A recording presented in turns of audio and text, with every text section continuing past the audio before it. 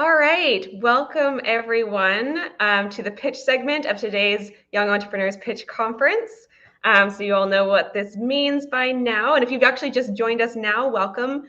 Please do jump into the chat and say hello. Let us know where you're joining from, and let us get to know you a little bit better. Like you're going to get to know some of our the five companies pitching today. So I'm gonna invite our judges to join me on stage before we bring up our first pitcher. Hi, Kayla.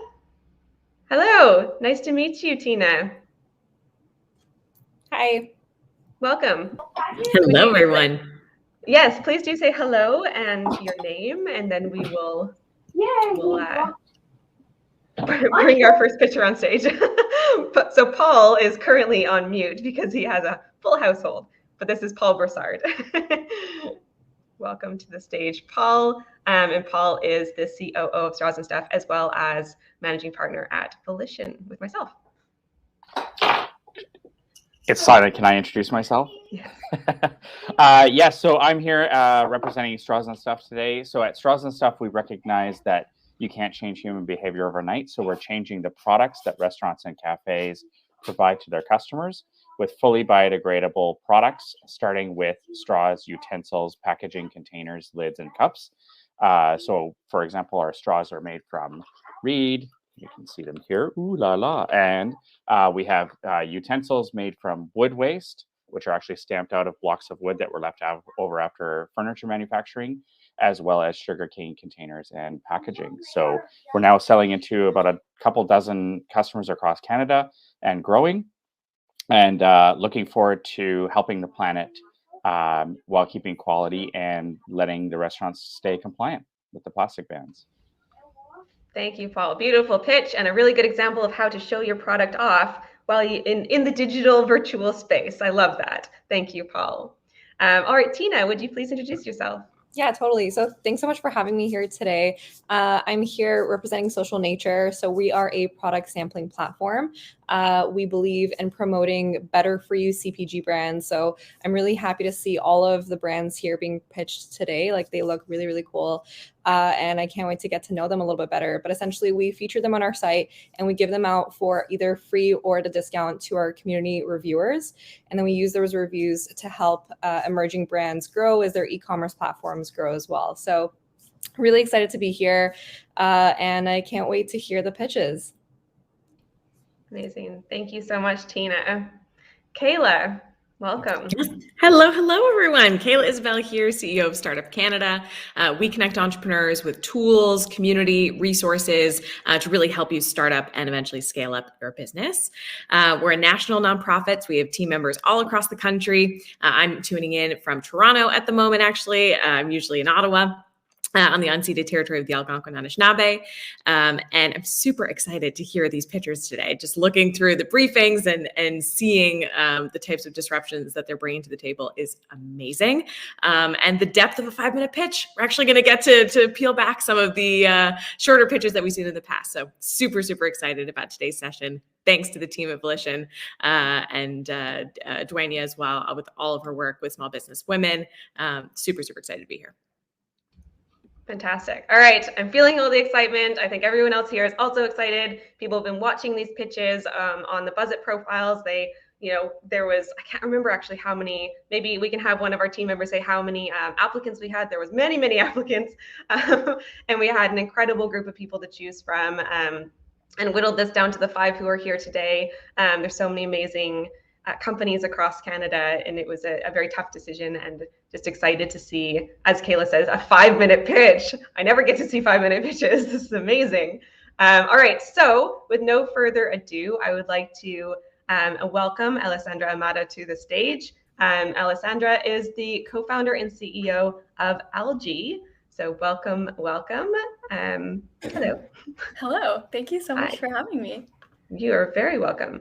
Alrighty, so once you are feeling ready, please feel free to share your screen and take a deep breath and start your 5-minute pitch, and we'll give you an indication if you're going over 5 minutes. But otherwise, it's over to you. Okay, can you guys still see my slides? Yes, there we are. Yes, Okay. yes, we can. Okay, we had some issues with the tech check-in, so I just wanted to make sure. Okay, awesome. Okay, I'm concerned about the future of our planet. And when I did research about what I can do to be more sustainable, it all came down to the way that I was eating.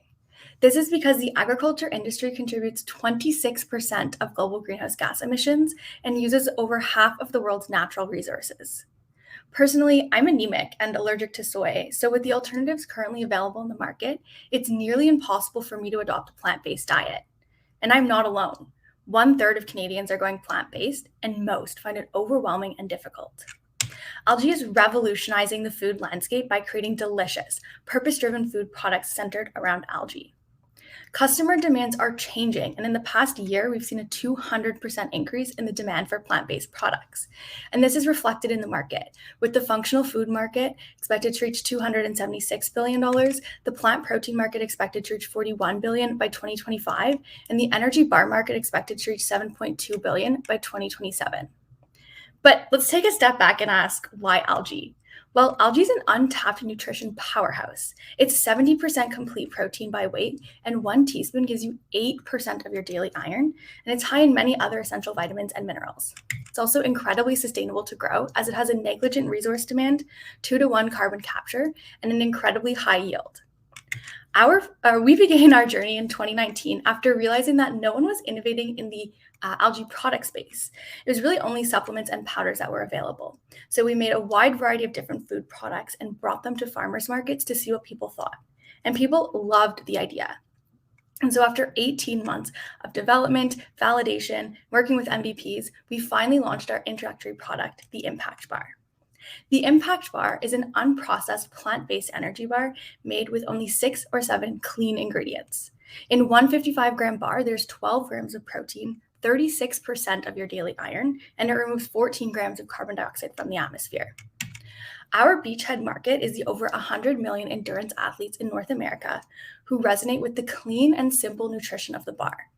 These people are often plant-based and are actively seeking out new products and new ingredients that will keep them fueled for these long-duration activities. We launched the Impact Bars at the beginning of September, online and in stores in Canmore and Calgary. Online, we've had over 400 unique customers purchasing the products, and to date, through both channels, as of October, the end of October, through both channels have earned over $10,000 in revenue. We're currently talking to grocery stores, independent stores, and sporting goods stores in the Calgary area to stock our products, and have even had large national grocery chains such as Loblaws reaching out to us. In the next year, we plan to expand our distribution into BC and then move into Central Canada before moving into the US in year 3. In order to ensure our success, we're using an omni-channel marketing approach to curate brand loyalty and customers. We're leveraging social media to reach a broader audience, raise brand awareness, and educate consumers about the benefits of spirulina. We've got an ambassador network of loyal customers who absolutely love our product, our brand, and what we stand for, and love sharing us with their network. And this upcoming spring and summer, we will be sponsoring relevant events like races and trail rides, so we can directly interact with our target audience and get them trying product in an environment where it will most benefit them. Now, the bar market is quite saturated, but we've chosen clean and simple ingredients that consumers know and recognize and appreciate this transparency. We've also created products that are not only nutritious and sustainable, but taste great, so there's no sacrifices being made on the consumer's end. Algi was founded by a student and a recent graduate with a shared passion for food and sustainability, and we have a strong team of advisors and mentors working with us to help build an impactful brand. But long-term, we don't want to just be a bar company. We want to shift the way the world eats to become more sustainable by creating an expansive line of food products centered around algae. And we want to see a space carved out on the Canada Food Guide for algae-based products. Today, we're asking everyone to head over to our website, order a taster pack, let us know what you think about the bars, share it with friends, and you can also subscribe to our email list by scanning this QR code. I'm Alessandra, co-founder of Algi, and I'm asking you to help us create a green future with algae by choosing food with an impact. Thank you.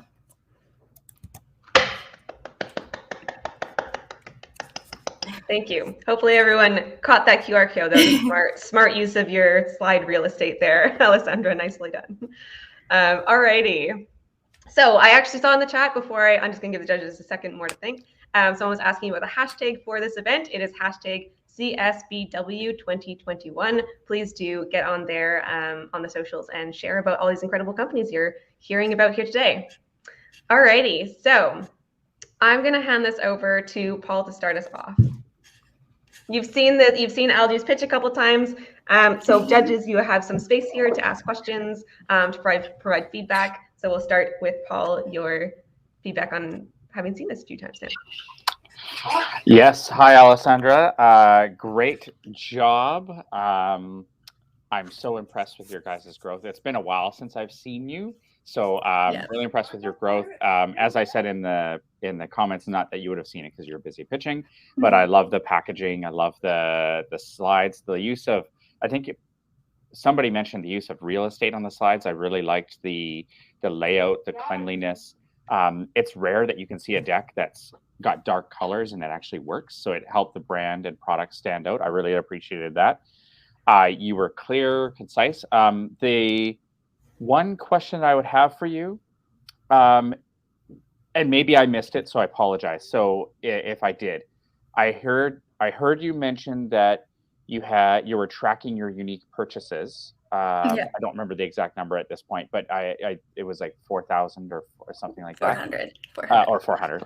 4,000 would be even better, right? I wish. But then I was curious if you were tracking repurchases, like are customers coming back? So is there a repurchase rate? What are you finding? Yeah, so all of the unique customers, like we're unfortunately not able to track it through the retail channels, but we did in September when the weather was still nice out, we did do a lot of events. So we were able to track it through online as well as like the number of people at the events.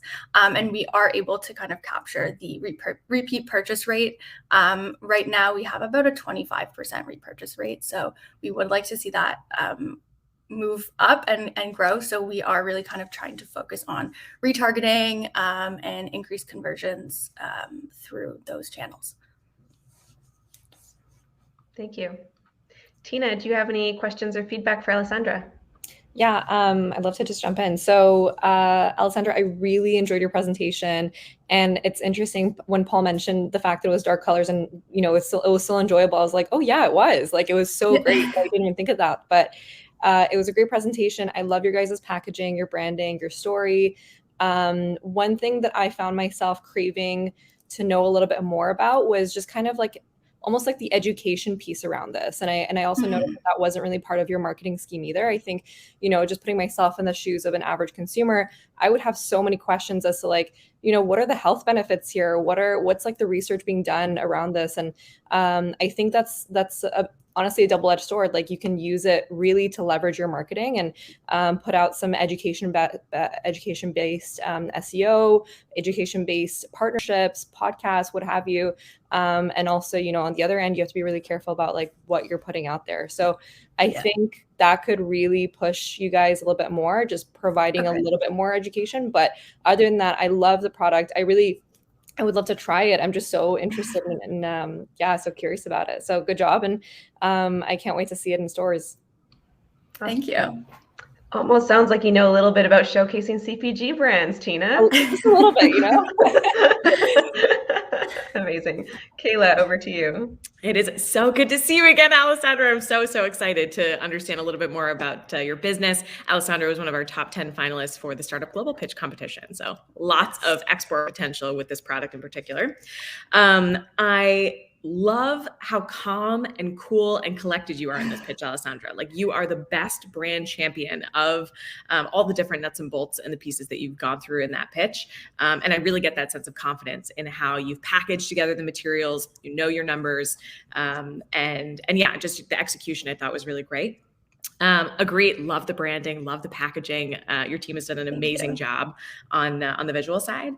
The one thing, and almost like storyline, that is not completely landing for me is the target audience of the endurance athletes. I think your beginning and how this product came to be from your own health, perspective and what you were looking for, that string I was following along. And then when we jumped into the target audience being those endurance athletes, it almost shifted gears a little bit. So can you walk us through why you've made that your target audience, as opposed to just general snack audiences. Yeah. So when we kind of first started in the summer of 2019, we were at the farmers markets and we were just trying to understand like who would actually be interested in algae. And we actually identified like 5 very different target segments. Endurance athletes being a subsegment. And we were based out of Kingston at the time. And when Devin, my business partner, went home because of COVID, he lives in Canmore. So just that very endurance athlete, outdoor enthusiast community. And just like he was giving it out to his friends and his parents were giving it out to their friends. And people were just like, oh my gosh, this is exactly what I've been needing. This is exactly what I've been looking for. And so it just felt like we had kind of leading up to that point been struggling with which of these 5 groups we want to target and segment. And we were initially going after like the plant-based snacker group. And it just wasn't really clicking and connecting with them as well. And so when we had all this positive feedback from this kind of Canmore community, that for us was really that moment where we were like, oh my gosh, like this could be a great fit. So just starting, and I guess now we're based out of Canmore. So really being there and being able to connect directly with that community. We've been able to learn a lot, get a lot of feedback, especially with the help of kind of developing the bar to kind of where it is today has been huge. And so that's really why we've chosen that as our beachhead market. I love it. And that validation piece also now gives me the confidence that you've been testing all these markets. Like now I'm even more invested. So I think that could be an excellent element to add to the pitch for that continuity of the storyline. Okay, Amazing. awesome. Thank you. All right. Thank you so much, Alessandra, and thank you to our judges. Yes, congratulations, all the things. Thank you so much for being here today and sharing your story and your pitch with us. And for those who are looking to connect with Algae Foods, you can see in the chat every time someone comes up, their information will be in the chat. So you can go to algefoods.com or to Algae Foods on Facebook or Instagram to learn more. Thank you so much. Thank you. Alrighty, I am excited to introduce or invite up our second pitcher of today. I'm going to invite up Melodie Padula, who is the founder of Curù Skin. Welcome to the stage, Melodie. Thank you. Thanks so much for having me. I'm so excited. Fantastic. I like to hear that. All right, so when you're ready, please do share your screen, take that deep breath, and then you've got 5 minutes to tell us your story.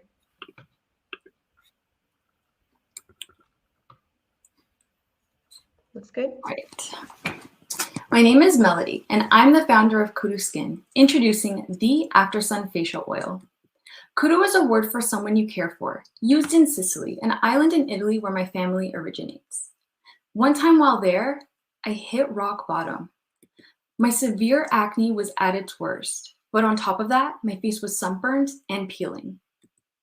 To put this into context, the struggle with acne goes deeper than the skin, and what most don't know is that 20% of Canadians struggle with acne, which is a skin disease, leaving behind not only painful bumps, redness, and scars, but also a significant psychological impact, including a higher risk for depression, social anxiety, and insecurity in daily activities. So there I was, on this beautiful island with the lowest self-esteem of my life, and without a product I can trust to soothe my skin when I needed it the most.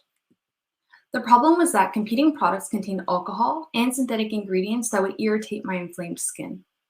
I was determined to find a solution for myself and millions of others who have felt alienated and underserved in the sun care market for too long. So, Curù launched in April, finally delivering gentle and effective after sun care, specifically formulated for all skin types, tones, and sensitivities.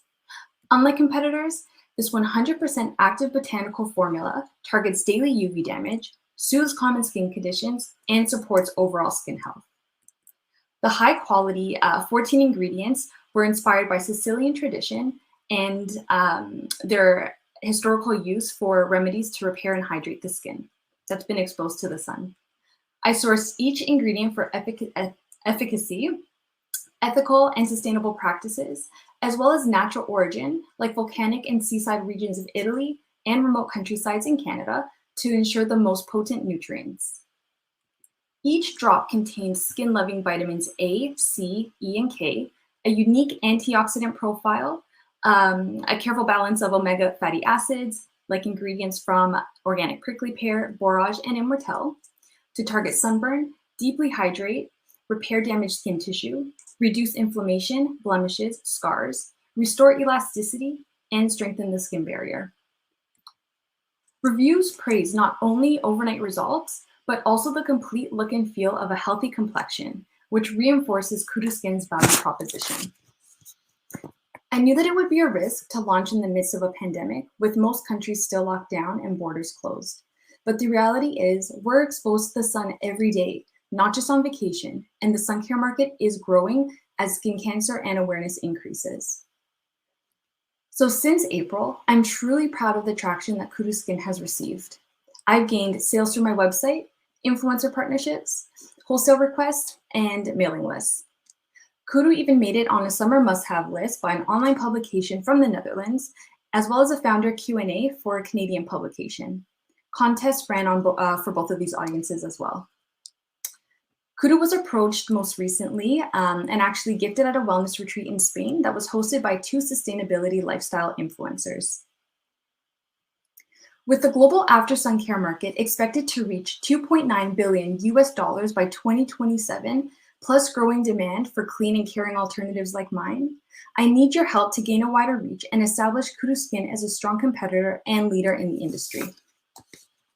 There's the assumption that darker skin tones don't burn and don't need protection. We see this, or lack thereof, in sun care marketing all the time. This is dangerously inaccurate. Skin cancer rates are higher in those with lighter skin tones, but the studies show that people of color are often diagnosed with skin cancer at a later stage. I need to partner with an organization to conduct a consumer study focusing on the most common skin conditions and ranging skin tones, as well as a copywriter and researcher to strengthen educational messaging focusing on sun safety and ethnicities. Access to $30,000 will support commercialization in Canada, US, and European markets, as well as marketing, PR, advertising, so I can strategically reach my customers and strengthen positioning for wholesale. I've worked on my own since 2017, starting with market surveys, research formulation, branding, web design. It's my passion, determination, and my special support system, as well as mentorship, that made it all possible. But I know that in order to grow, I can't do it alone.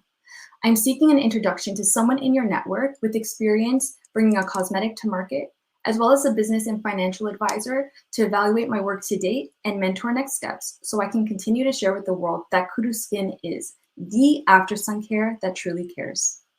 Thank you.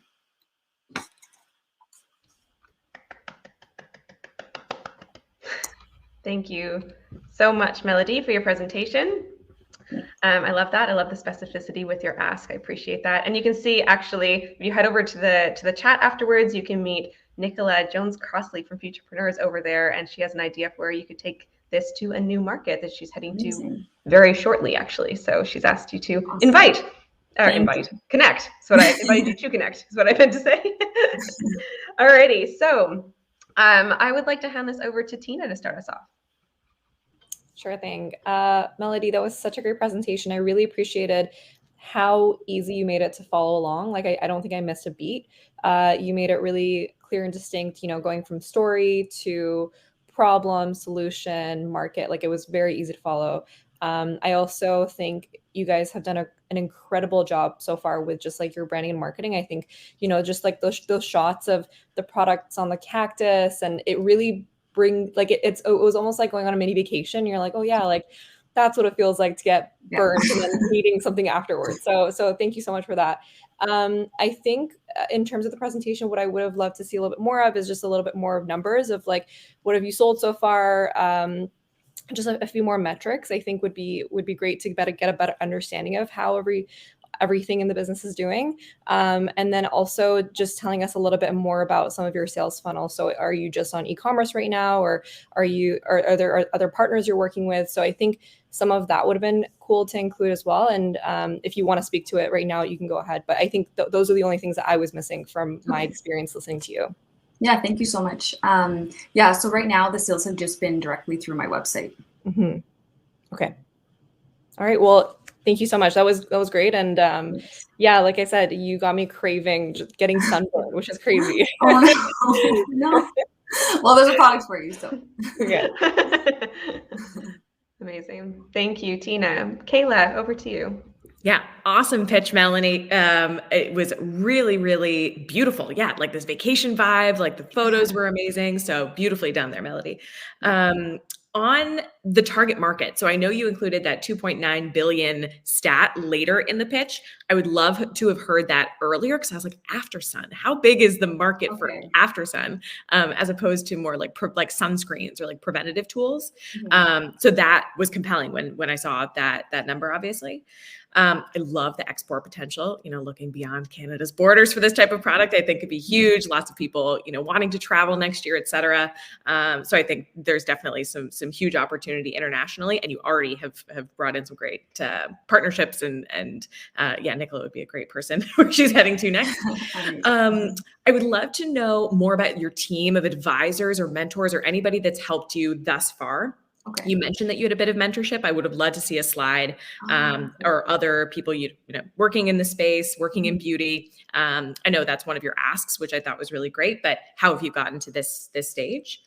Better understanding of cost, like back to Tina's point, understanding the numbers a little bit better. Would love to have seen a little bit on that side. And then the biggest component, I'd love to know more with the balance between prevention and the aftercare, because to me, the education and the research component that you're looking at with the ask at the end, that was more on the pre-sunburn. So what is that balance between preventative education so that people are not getting skin cancer, et cetera, versus handling acne-prone skin post-sunburn? How do you see that coming together? Okay. Thank you. All right. Paul, do you have any final questions or feedback for Melody? Yes, sorry, my youngest son was just asking me a question. Yes, the one that really came up for me, I have one, and then one's kind of selfish, so I'll leave the selfish one for the end. The one that I was really missing, the unit economics, absolutely 100%. So like cost margins, all that stuff. But the one that I was also really missing was the team.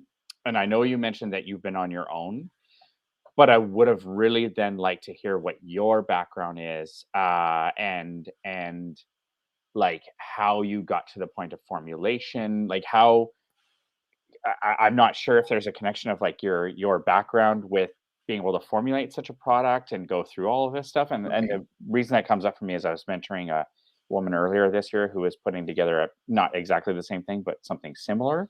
And she was looking for like a chemist, scientist type person for the formulations. And so it got me thinking, like, so how did she do this? And I'm not doubting that you could have done it. I'm just wondering how it came to that. Because I didn't hear it. I would have just loved to hear what that background was and how you got from idea to productization. Okay. So I would have loved to hear that. The selfish question I had was, I heard about acne and after skincare. It got me wondering about, because sometimes I have eczema or eczema. I guess it's potato kind of thing. So I was wondering about if there's any testing for that or anything along those lines, or is it just like, is it all skin conditions or is it just acne? I'm more curious. It's selfish, but I'm also wondering about the product in that sense. Definitely, yeah. The most common skin conditions, including eczema, and I actually did have my sister in mind who has eczema. When formulating, selecting ingredients, which I did just honestly on my own personal, I guess, like passion for science that I've always had. I never studied it. I'm a media teacher in high school. And yeah, I was kind of debating to go into sciences or media when I was in high school. I chose media, and it's kind of nice to see me come back to the science again. So yeah. Amazing. Did anyone else just picture her sitting at the chemistry lab at the school and like the goggles and like just a cartoon character, really? Yeah. May have been just you, Paul, but now you've placed it in all of our minds anyways. So thank you for that. Amazing. Thank you so much, Melody. Again, for those who are watching and want to connect, you can go to kurooskin.com. That's CURU skin.com, or go to Curù Skin on Instagram or on Facebook as well. And you can see those in the chat over in the main room too. So thank you very much for sharing your story with us here today, Melody. Thank you. Okay. All right, we're going to get on to our third pitcher here today. I am excited to welcome Yusa Masud to the stage. And Yusa Masud is the co-founder of Kasikit. Welcome, welcome. Hello, hello. Hi. All right. So much like the others, once you're ready, please do share your screen and take a deep breath and start your 5-minute journey with us.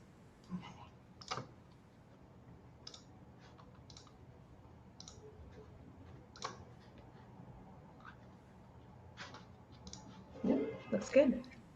Hi, I'm Yusa, co-founder of Kasikit in Vancouver, BC. I'm a therapist and like 1 out of 5 Canadians, I struggle with mental health. This was me 5 years ago. I recently moved to Canada from Indonesia and was struggling with severe depression. So I sought all the help that I could get, from therapy to meds to meditation apps to self-help books. And while all of those helped, they had too many complex steps and very cognitive heavy, which added to my stress. I needed something simple, physically accessible, and easy to do day to day. Then one day I remembered, hey, I'm a trained therapist. I know a thing or two about mental health. So I put on my therapist hat and gathered all the tools and items that I knew were helpful based on my training and current research. I put them all in a shoebox and voila, that was my mental health kit. Later, I started making these kits for my partner, my friends, and my clients as well. When the pandemic hit, I wanted to share the kit to more people. So I teamed up with my partner turned co-founder to develop an MVP. And that's how Kasikit was born. I chose the name Kasih, which means care in my mother tongue Indonesian. Kasikit is a therapist-developed mental health and mindfulness kit that's hands-on, guided, and accessible. It contains several tools and resources to care for your mental health in a way that works for you. In August 2021, we started selling our MVPs online and at craft markets to B2C as well as B2B customers in North America. We currently have 3 main SKUs. Our main one, Kasikit, which is our flagship product, retails for $59.99, and it contains sensory items, stress reduction activity cards, as well as emotional processing tools. Our 2 other products are our mental health cards and as well as our feeling wheel magnet. Both are derived from the Kasikit itself. Since launch, we've had nearly 200 unique B2C customers and have closed 2 B2B sales, with a few more in our pipeline. This results in over $7,000 in our revenue. Our first production run of Kasikit was 250 units and is predicted to sell out by year end. We've also managed to raise $85,000 in non-dilutive funding. But on top of all of that, we've also received very positive reviews and feedback from our early adopters, which is amazing. The mental health and wellness sectors have grown rapidly in the last few years. Today, globally, the industry is worth $4 trillion, with North America being the largest market. In addition, as people are caring more about their mental health and wellness, they're also actively looking for more thoughtful and meaningful gifts for themselves as well as loved ones, employees, and customers. Kasikit is uniquely positioned to meet these demands and help create the emerging market of mental health consumer packaged goods. It not only fits into the growing consumer and corporate wellness markets, but also B2B and B2C gifting markets. Currently, we sit in the intersection of 5 large markets, and our products can be tailored and marketed to serve each one of these. In comparison to our competitors, our company is unique because we offer playful physical products that engage both body and mind. Our products are backed by current peer-reviewed research, and we're led by a mental health professional. This is such an exciting challenge that my co-founder and I are uniquely suited to tackle. Our experience and expertise are largely complementary, giving us a solid understanding of our industry and business. We also have personal lived experience with mental health issues, which has help us tremendously in empathizing and understanding our audience. So what's next for us? In 2022, we'll be focusing on increasing brand awareness, finding early adopters, and getting consumer feedback so that we can refine and create more projects and scale up production. So here is our ask. We're seeking organizations or businesses who champion mental health and will be excited to be early adopters. If you or anyone you know are interested, please reach out to us at hi@kasih.ca.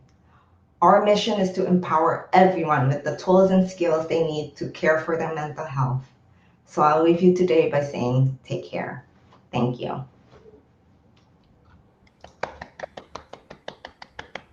Thank you so much, Yusa. So lovely. I think so many of us can relate to that need for support like this. And I will say, feelings wheel, we are really bad at knowing what our feelings are. Like, there are so many feelings. And we're like, I'm good, I'm sad, I'm happy. There's so many. So just that one's always like really exciting for me to see. Now, because of your ask, I know that Kayla here is an incredible champion of mental health, particularly for entrepreneurs. As a Startup Canada in general, they've been doing some incredible work in that space. So I'm going to pass this to Kayla to start us off. Yeah, I'm definitely personally interested, and for my team, this is something that, we look for often in, curating different packages and supporting entrepreneurs along the way. That sweetens this fabulously. So yeah, let's definitely chat. I love the branding. I feel very calm looking at, the text that you've included as well. Like, I think the branding and the alignment with self-care, somehow you've done a really beautiful job on the visuals. So love that. Great to see the traction and the early funding that you've been able to receive from big players. That was really confidence inspiring to see so early in this space that you've been able to really bring in some decent capital. I would have loved to better understand competition in the self-care box space, because I've seen a couple of different startups pop up, especially during the pandemic when people were going to stores to curate their own self-care rituals and finding different resources. What does that look like? Other subscription-based companies, are most of them, you buy a one-time package and the idea is that you would scale up over time and people could buy things sort of ad hoc. What does that competitive space look like? And then on the actual subscription model, like, is that something that you are considering veering into? And then what would that look like for the long-term trajectory of the business for that recurring revenue and bringing in customers more consistently? So I would love to see some more on that. But that's pretty much it. I think you covered everything in our space. Target market. That would have been, I think, also a helpful slide just to see, is this for women, for men, for particular age groups? Who is the target audience of this type of product? I think everybody can benefit from this type of product, but would love to hear from you on that. But beautifully done. Let's definitely chat.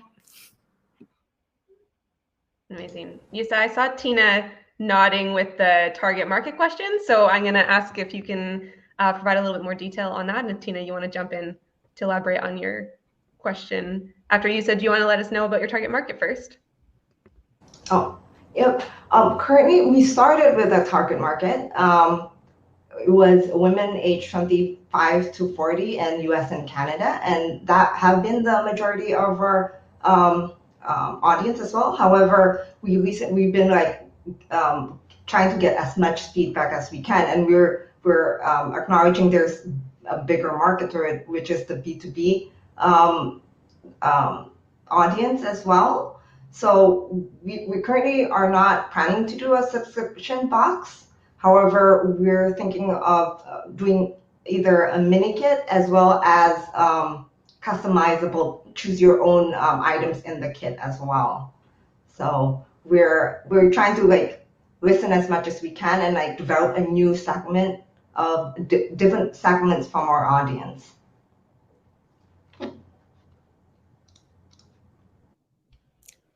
Tina, go ahead. Yeah, so I was nodding because I think I agree with the target market, the note around that. And I actually do have a question. So, and maybe this is something I missed, but are you already selling B2B as well? Or is that plans for the future? Okay. Yep, we already closed 2 sales and we have a couple in our funnel right now. Yeah. So just to build on that, I think for me, the biggest question that came up was like, who are these? Yeah, literally, who are these customers?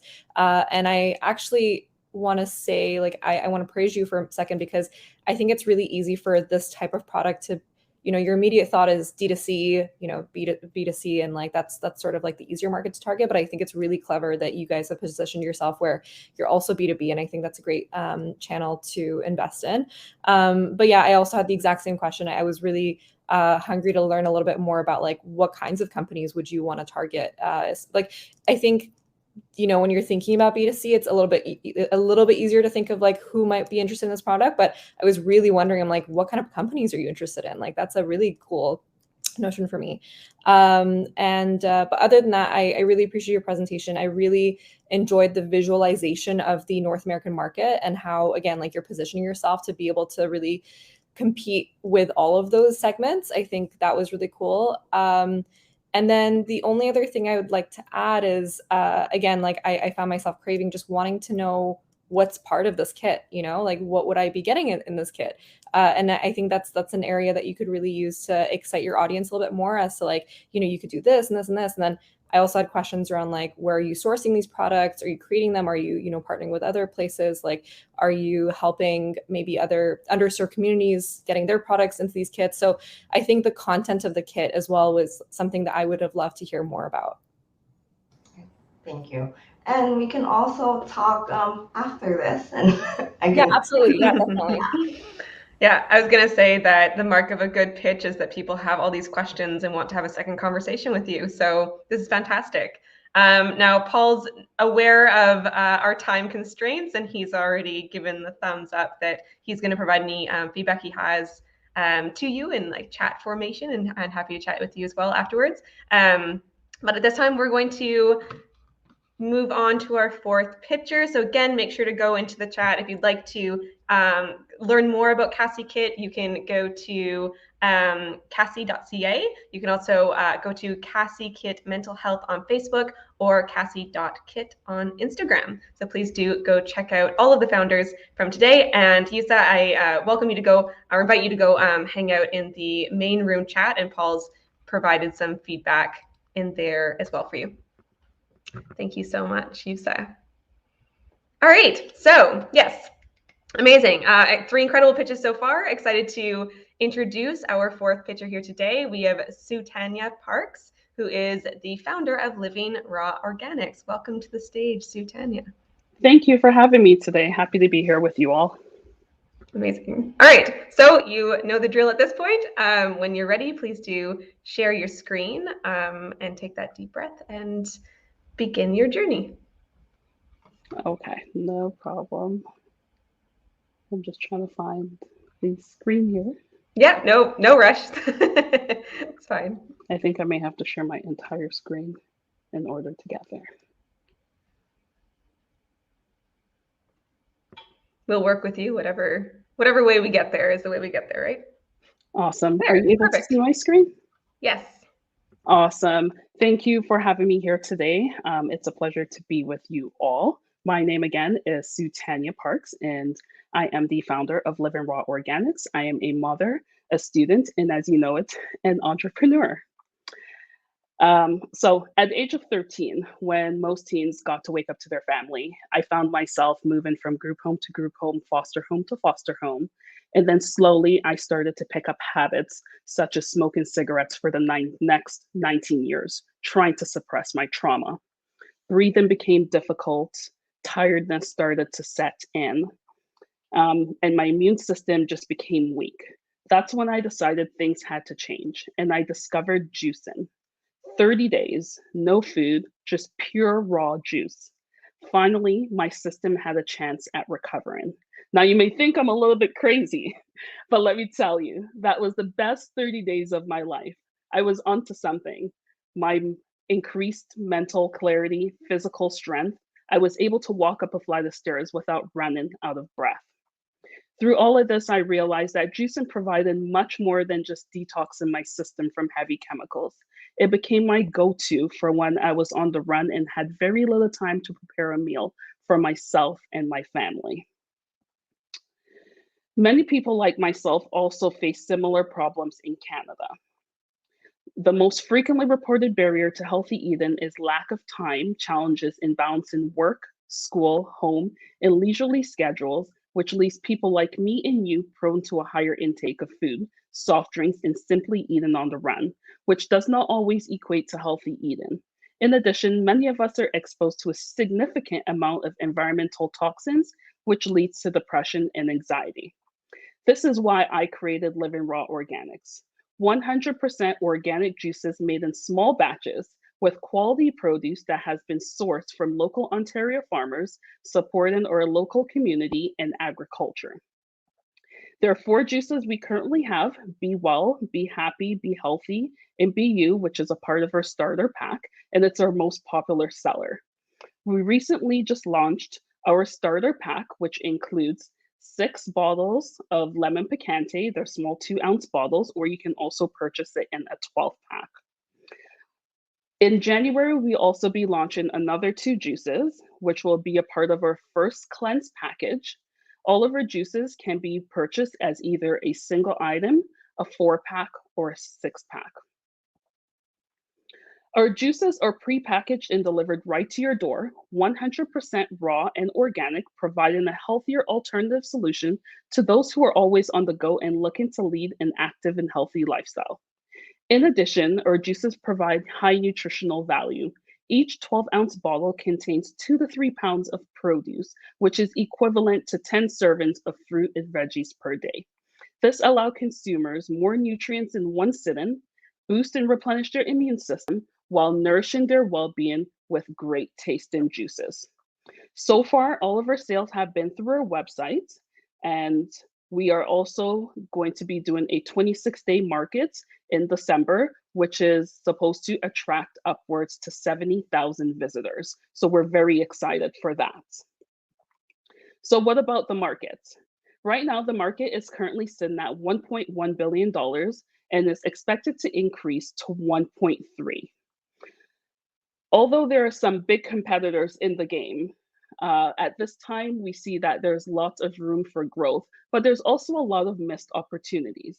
One of our main strengths is that our juices are made within 7 to 12 hours prior to delivery compared to our competitors because they have a larger target area to fulfill, which means their juices take longer to go out.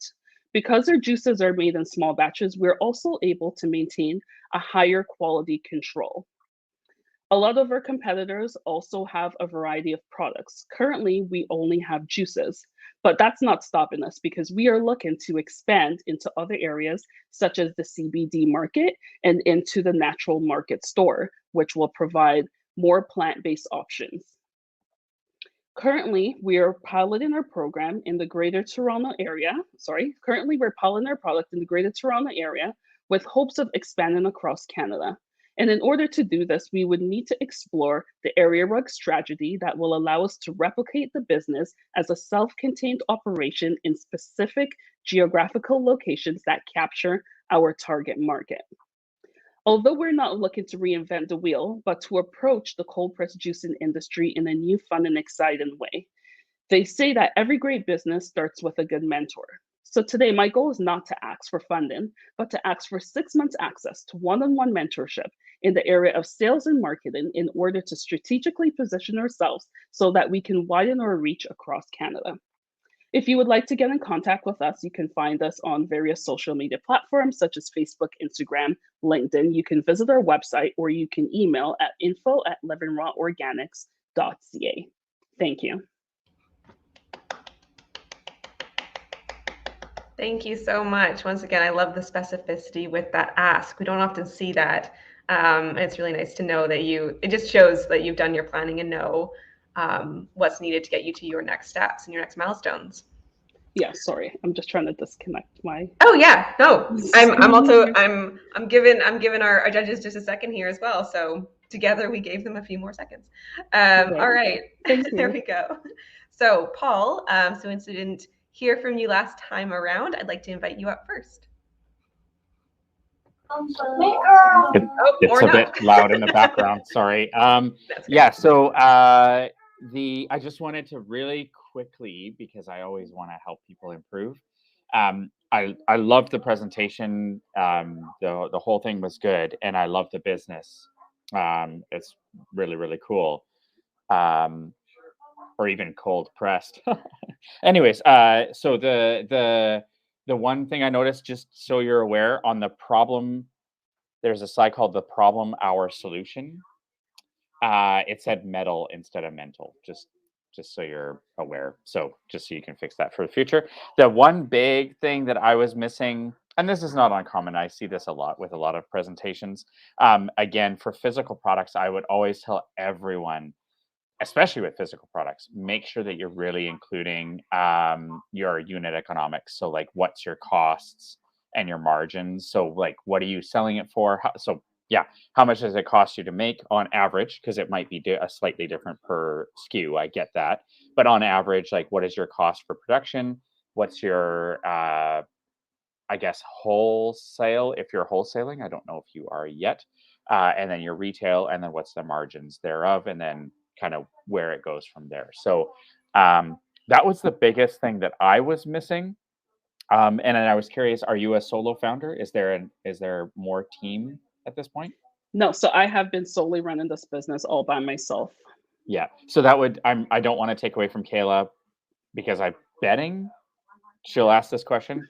So I'm curious about scaling, but I'm just gonna leave it at that. Awesome. Thank you, Paul. Was there anything that Paul brought up that you wanted to answer before we move on? So I will make that change on my slide. Thank you very much for that. But I will include next time the margins, the cost in the production, and the business is self-funded and has been running solely by me. And I am looking to grow my team. Cool. Amazing. Yeah, you can even have those numbers in your appendix if you ever get asked these in the future in a Q&A session, and you can pull up, hey, I'm glad you asked. Here's my information. Awesome. So Kayla, since there was a bridge over to you from Paul, I will pass it to you. Fabulous. Awesome job, Sue-Tanya. I love juices. I'm like now thirsty. I'm salivating at the prospect of getting my hands on some of these. I know that it is a super saturated, food and bev is tough. There's so many different competitors in this space. So I think the differentiators that you have focused on in your presentation are great. And I really encourage you to always come back to that question, because you're going to be in such a competitive market, especially as you look at scaling. And so definitely these are my core questions on the scaling side. I love this connection that you have to local Ontario farmers. You're bridging healthy communities from so many different perspectives. Like I love that idea. What does that actually look like to scale either across Canada or internationally? Your unique value proposition of having such a short timeline between when the juice is created and when it gets to somebody's door. How does that actually work? Like on the distribution side, are you spending a fortune getting this refrigerated item to people's doors in such a short period of time? I'd love to better understand that process from manufacturing to distribution. And then that, I think, will be a challenge to figure out how you actually scale that business with, additional team members and as you look going beyond the GTA. So finding an advisor who can really help you make that as efficient as possible will be huge. I'd love to better understand cost as well, the unit economics that Paul mentioned, of course. What's the cost of producing this? What are you actually selling it for? Is the model almost like a subscription kind of model where you give back the bottles and they get refilled and then they come, to the consumer? Is there an environmental lens there? And because you're looking at health holistically, like, are there some cool partnership opportunities that you might be able to explore with other businesses? Would love to see that partnership side. And then traction. How many of you actually sold to date? I would love to know. You had some great reviews. That's fabulous. What are the numbers behind that? Those would be my biggest asks. Awesome. Thank you, Kayla. Thank you. Tina, I think we have time for a very quick piece of feedback, probably not a question. Okay, quick piece of feedback. Yeah, I think on the same theme as what Paul and Kayla were mentioning, which is just being really curious around the scaling up portion of it. And I know you briefly mentioned wanting to grow across Canada, but just more detail there. I think that's exactly where my head went to as well. Amazing. All right. So it's fairly clear what your next pitch is going to include, I think. I think we're all looking forward to seeing the next iteration. Definitely, you will be seeing me on stage again. I love that. Fantastic. All right. And once again, those who are joining us in the audience, you can head over to livingraworganics.ca to learn more. Check out the products. You can also go to Living Raw Organics on Instagram. So thank you so much, Sue-Tanya, for being being here with us, I think is what I'm trying to say. Today, we really appreciate you sharing your story. Indeed. Alrighty, so we have one more pitcher joining us here on stage today for the pitch competition. I would like to welcome up Anka Chan. Apparently I needed to get more sleep or something at this point in time. Welcome, Anka. It's really great to see you. This is the co-founder of Ruth, and I've had the honor to see this pitch a couple of times, and I'm excited to see a 5-minute version of it. Thank you. Let me just share. Yeah, as soon as you're feeling comfortable and ready, please do share and take that breath. Looks great. All right. Hi, everyone. My name is Inka, and I'm the co-founder of Ruth.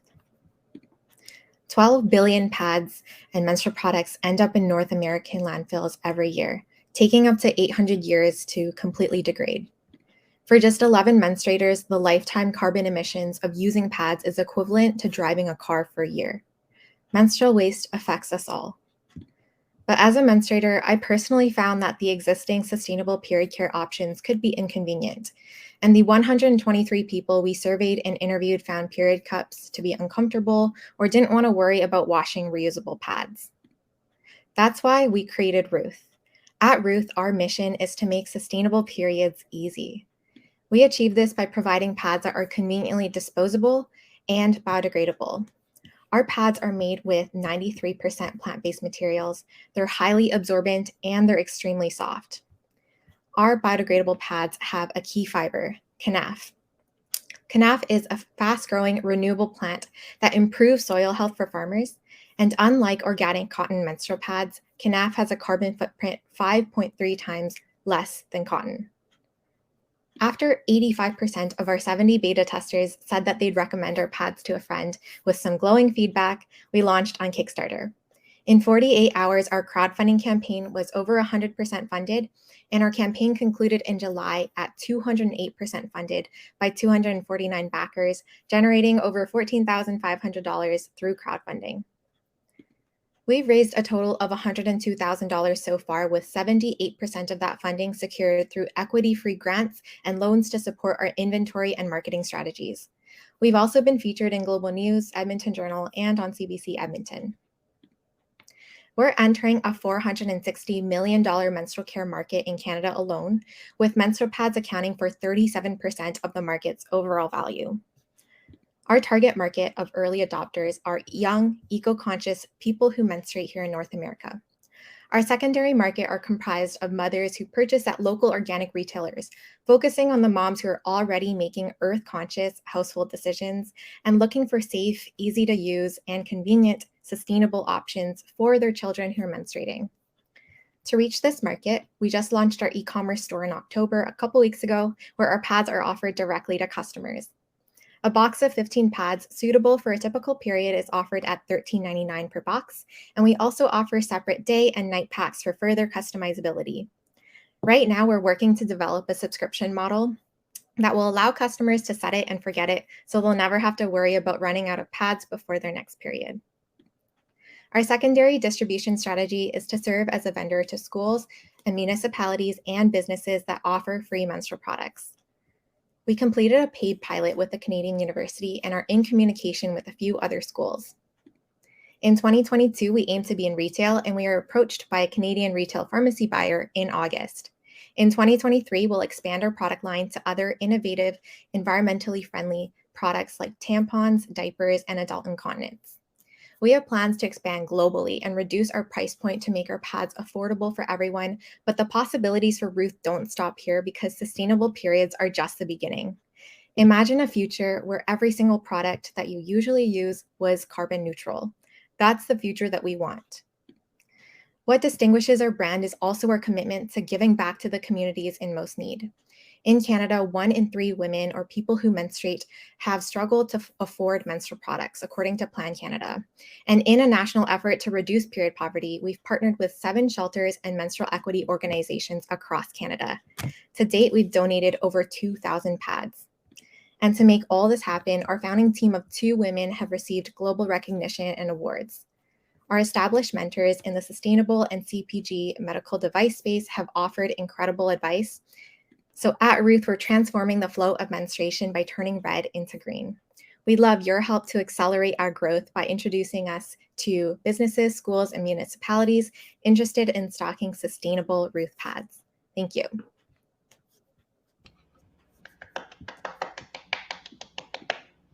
Nicely done, Anka. It's great to see. I put in the chat if anyone wants to see. I had a lovely interview with Anka earlier. I think it was this year, and got to learn more about Ruth and about Anka's journey as well. So I also gonna do a little plug to head over to This Is Volition on Instagram and check out that video because it was a really great learning experience for me. Alrighty, Tina, I'm gonna invite you up first because I know I cut you off short last time around. So please do join us now. Yeah. Anka, it was such a pleasure listening to you and that presentation. It was so well informed, and I feel like I got all the information I needed to get. I just want to say, like, I love the fact that you have like really well thought out like the B2B partnerships, and even included in your pitch the donation partners that you have. I think that makes it all so much more intriguing. And yeah, I don't really have any feedback, but it was just wonderful listening to you and such a pleasure. Yeah, thank you. Thank you. Thank you. Kayla, over to you. Awesome. Yeah, great job. I loved every second of that pitch. That, I had a question in my mind, and then the next slide would pop up and I'd be like, great, now I totally understand the target market and I understand the price points. And so the flow was really beautiful, and that cadence of answering those questions in real time as they're popping up in my mind, like that takes a skill to curate a pitch deck that really does that. So well done. Great to see the funding that you've already allocated to, building this base, and just really thorough thought. You can tell has gone into all of this, every part of this business, to Tina's point. Love the slide about the team and mentors, the press, the funding. I really thought that those were beautifully done. No tips to improve that. I love the way that you identified the target market, how you had those little bubbles of key pieces of information about the audiences that you're tracking. That was really easy to follow. I would love to know how the cost compares to your competitors. So think of like a Tampax pad versus yours. Are you trying to shift behavior, or do you actually have to get customers on board with paying more for the product? Would love like a comparison slide of that. My final sort of caution or ask is around the IP. How are you protecting this idea? Because we're seeing, and I love that almost every pitch competition I've been a part of, we're seeing incredible innovation in femtech, and like, yes, I'm here for it. But there are a lot of similar products that I'm seeing come into market. How are you protecting this idea as we're seeing this huge boom in femtech? And I know there was IP mentioned on one slide, so that would be the one caution to make sure that you can keep this idea for the long term. Thank you. And Paul, would you like to take us home? Yeah, I was waiting for the cue because I wasn't sure if there was time. So and I wasn't sure if Kayla used the word flow on purpose, but that was, I can't qualify it as a dad joke, so I wasn't sure really how to place that. So I was waiting for my turn, and as always, Kayla and I are very much in tune. The one for me, but I'm going to say it from a little bit of a different perspective. So obviously it depends on your purpose, right? So if you're pitching to your target audience for the purpose of brand exposure and all that stuff, again, your target audience, I get it. It's those who menstruate, and you're showing your product to them and why they should buy it, why it's good for them. I get that. I'm always kind of the investor lens, if you're fundraising, all that stuff, and recognizing that a large population of the investor side of things is men. As in tune as I like to think I am with feminine products, I'm not shy about them. I've been married for a long time and have seen things during pregnancy that you can't unsee. So But what I didn't know offhand was the price comparisons. And I just wanted to tag into what Kayla said in terms of just amplifying how important that might be for the prospective investor fundraising, because what I didn't know sitting here was how the price compared. Like, is this, I have no idea. Like, is this $5 more a box? Is this $3 more a box? I have no idea. Now, the thing is people are willing to pay for it. That's cool. But it just would be interesting to see from that perspective, even knowing what that comparison is, to be able to say, oh, okay, yeah, we recognize people are paying a little bit more, but it's a sustainable, better product.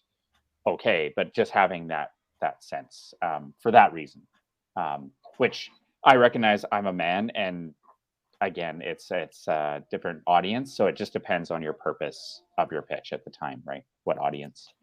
Yeah, I appreciate the feedback, Paul. Thank you. Amazing. All right. Can I add one additional element, Melody? You actually you do have time for additional element. Cool.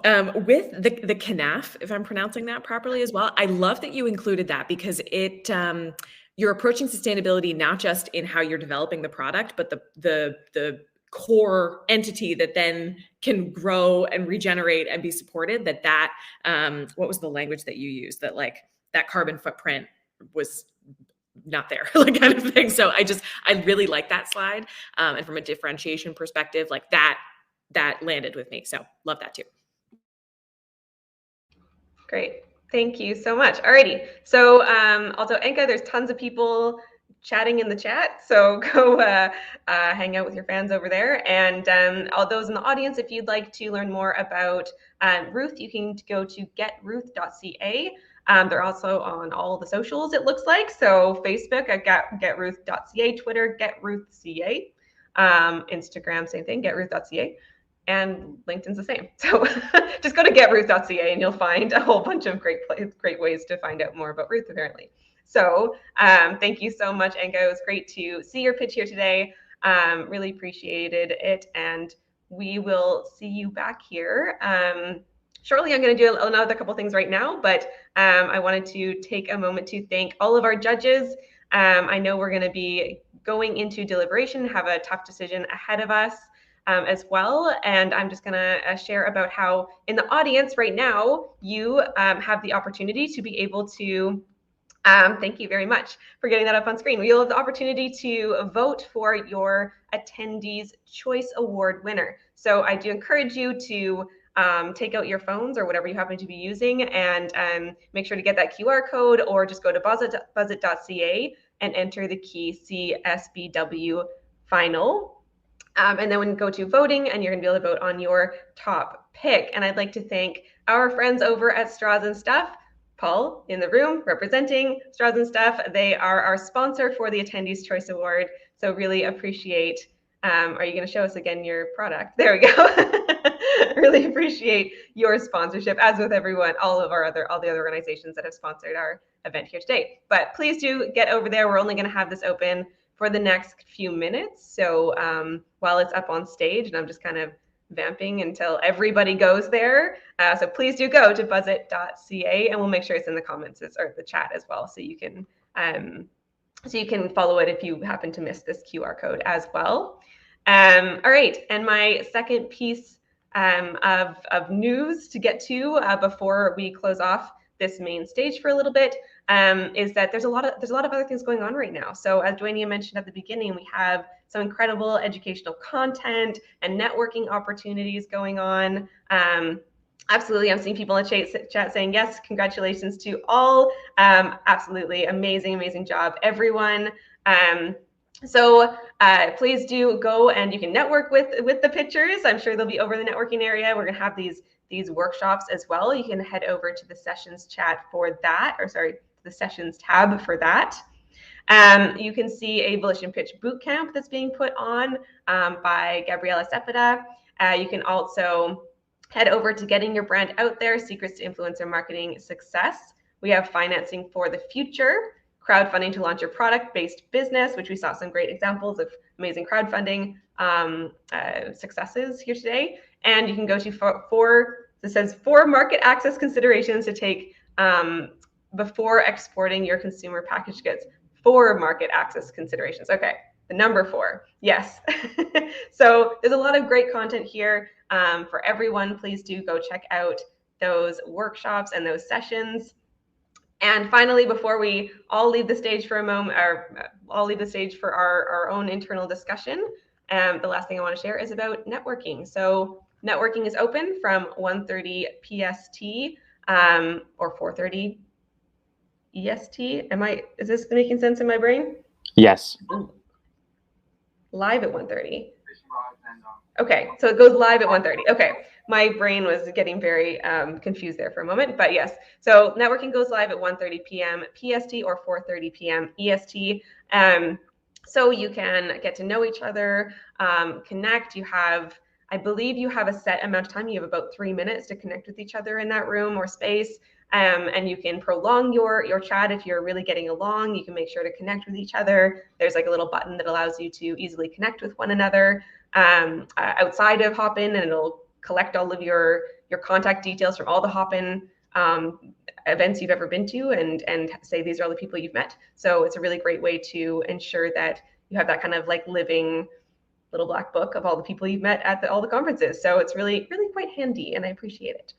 I think that's all I need to share right now. So actually, before we go, and I should have done this before I launched into all of the good, juicy content topic stuff. Judges, are there any kind of final things that you'd like to say before we jump into our deliberation room?